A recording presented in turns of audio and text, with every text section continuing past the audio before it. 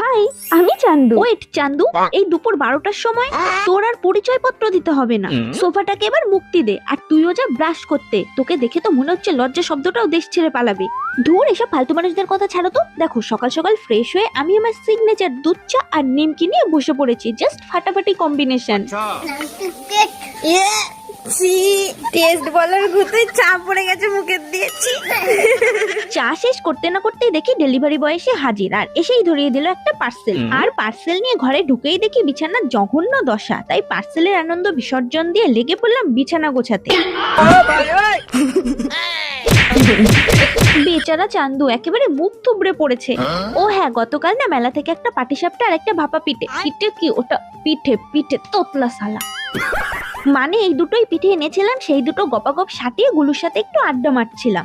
চলো আজ না তোমাদের সাথে দুর্দান্ত একটা ঘরোয়া ফেস প্যাক শেয়ার করব, যেটা তৈরি করতে লাগবে মাত্র দুটো জিনিস। একটা হচ্ছে সাধারণ ভাতের মার, আর অল্প একটু মুলতানি মিট্টি। ব্যাস, এই দুটোকে মিশিয়ে নিলেই কেল্লা ফতে। ভাতের মার ত্বককে করবে উজ্জ্বল, আর মুলতানি মিট্টি অতিরিক্ত তেল শুষে নিয়ে আনবে ফ্রেশ লুক। চট জলদি লাগিয়ে 10 মিনিট রেখে ধুয়ে ফেলো, জাস্ট দেখো ম্যাজিক। এই প্যাকটার আরো অনেক অনেক উপকারিতা আছে, তোমরা ইউজ করো, দেন কেমন রেজাল্ট পাও আমাকে কমেন্টে জানিও।